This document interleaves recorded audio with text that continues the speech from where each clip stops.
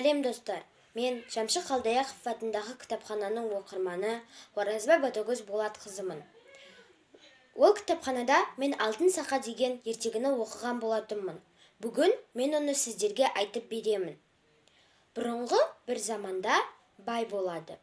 Бай өзінің жылқыларын суаруға барған кезде өзенде бір қып-қызыл өкпені көреді. Бай өкпені қаза бастайды.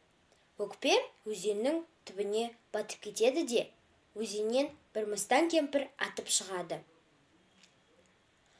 Мыстан кемпір байды жағасынан ұстап алады.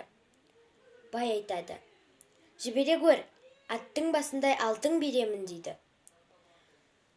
Кемпір айтады: «Өзінің жалғыз балаңды бер» дейді. «Мақұл» деп айтады бай. Кемпір сұрайды: «Сен өзінің балаңды маған қай жерде бересің?» деп. Бай айтады: «Міне, оның алтын сақасын ал, ол саған өзі-ақ жетіп келеді» дейді. Кемпір алтын сақаны алып, өзеннің жағасында отырып күтеді. Келесі күні ауыл көшуге барған кезде бала асық ойнағысы келіп, асығын таба алмай қалады. Бала еңіреп жылап әкесіне барады. «Әке, менің алтын сақам қайда?» деп сұрайды бала. Әкесі айтады: «Балам, мен білмеймін, ауылмен бірге кетіп қалған шығар» дейді. «Сен оларды әлі қуып жете аласың, олар алысқа кетпеді» дейді. Бала сұрайды: «Әке, қандай тайға мініп барайын?» дейді. Әкесі айтады: «Жылқышыдан сұра» дейді. Бала жылқышыға келеді. Жылқышы айтады: «Жылқылардың арасынан қай тай саған қараса, сол таймен оларды қуып жет» дейді. Бала жылқылардың қасына барады. Жылқылардың арасынан оған бір қотыр тай қарайды. Ол сол қотыр тайға мініп шаба жөнеледі. Ол жеткен соң өзеннің жағасында бір мыстан кемпір отыр. Содан кейін бала: «Шеше, анау тұрған алтын сақаны маған алып бересіз бе?» дейді. Кемпір айтады: «Балам, мен кәрілігімнен отырсам тұра алмаймын, тұрсам отыра алмаймын» дейді. Бала да айтады: «Шеше, мен де жастығымнан атқа мінсем түсе алмаймын, түсем міне алмаймын» дейді. Ат сақаның қасына жатады. Бала сақаны қағып алады да ат шаба жөнеледі. Кемпір олардың артынан қуады. Кемпір оларды қуып жетпейтінін түсініп, өзінің бір түсін жұлып алып, аттың аяғына лақтырады. Ат үш аяқпен жүгіреді. Содан кейін кемпір тағы да бір түсін жұлып алып, тағы да бір рет лақтырады. Тай екі аяқпен жүгіреді. Содан кейін олардың алдында бір үлкен бәйтерек тұрады. Бала бәйтерекке секіреді. Кемпір бәйтерекке міне алмайтынын түсініп, өзінің тағы да бір түсін жұлып, бәйтеректі қаза бастайды.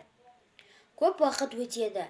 Кемпірдің қасына бір түлкі келеді. Түлкі айтады: «Шеше, жатып демалыңыз, мен өзім мына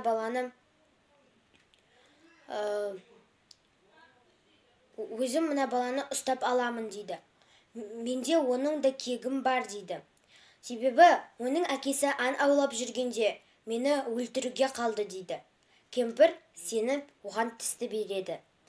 Түлкі тісті жағаға лақтырып, өзі бәйтерек қазғанды көміп тастайды да қашып кетеді. Кемпір тұрса, түлкі де жоқ, тіс те жоқ. Ол тағы да бір түсін жұлып алып, қайтадан қаза бастайды. Содан кейін тағы да бір түлкі келеді. «Шеше, жатып демалыңыз, мен мына баланы өзім ұстап алам» дейді. Кемпір сенбей: «Жоқ, тағы да қашып кетерсің» дейді. Содан кейін түлкі айтады: «Жоқ, ол түлкі қырдың қызыл түлкісі, ал мен сайдың ақ түлкісімін» дейді. Кемпір сеніп тісті береді. Түлкі тісті өзенге тастап, кемпірдің көмгенін қазып тастайды. Бәйтерек құлауға қалған кезде баланың үстінде бір қарғалар ұшып жүреді. Бала: «Қарғалар, қарғалар, ауылдың маңында менің төбеттерім бар, оларға мұнда мені кемпір қуып жүргенін айтыңдаршы» деп сұрайды. Қарғалар қар-қар етіп ұшып кетеді. Көп уақыт өтеді, төбеттері келмейді. Бәйтерек бәйтеректің құлауына өте кішкене қалды. Баланың үстінде бір қарлығаш ұшып жүреді. Бала қарлығаштан: «Қарлығаш, қарлығаш, менің ауылдың маңындағы төбеттеріме мұнда мені бір кемпір қуып жүргенін хабарлап жіберші» дейді. Сонда қарлығаштың есіне бұл бала оның балапандарын бағып ұшырып жібергені есінде қалған.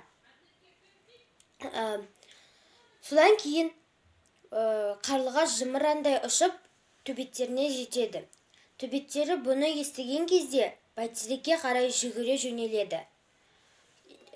Төбеттері көрген кемпірді талап тастайды да баланы түсіріп алады.